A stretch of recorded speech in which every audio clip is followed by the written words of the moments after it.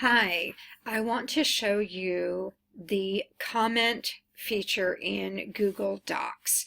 This is quite simple. So I am currently in a Google document here. And then there are a few ways that I can make a comment. The easiest way is to scroll over, highlight a section. Okay, what's it doing? Here we go. Highlight a section. And do you see that right there? How that just popped up, this little thing? Add a comment. Click on that and write your comment here.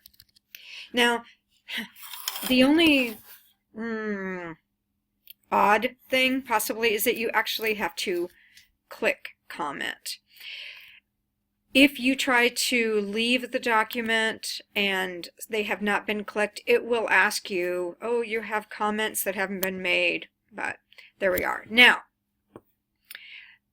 when you turn an essay into me, you should have comments made in the margins by your peer readers. In some cases, it'll be a document that I have asked a draft for teacher review, so you'll have my comments. Please just leave those there. A lot of students are tempted to hide them. Know that if you hide them, I can still find them, and the way I would do that, let's just make it go away, is to click on comments and it'll bring it back up. But I'd prefer not to have to make that extra step. I'd prefer to come into your essay and see in the margins the comments that have been made. I'm used to reading things that way. It might look messy to you, but it doesn't to me. To me, it looks quite normal, like a glossed text. All right, so let's say right here you have a comment. One thing I do want you to know is that you can comment on comments. So if a peer writes you a comment, you can write something back. Most of the time what you're going to be writing back is going to be to yourself. All right. That's just something that you want to know about. One thing that will know that you notice is that it brings up, if I click on this comment, it highlights back what the comment relates to. Okay, so let me try this again. If I go over here, see this thing comes up, I click on it, and there we go. And I've made my comment.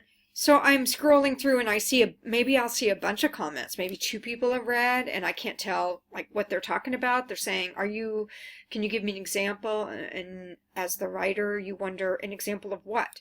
Click on the comment and you see how that lights up. Okay? So that takes you back to the specific area that the commenter intended.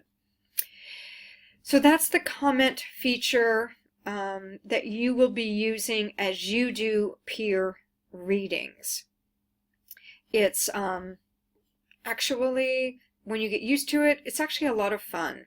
It's the back and forth. You are perfectly encouraged, there we go, to make comments to yourself.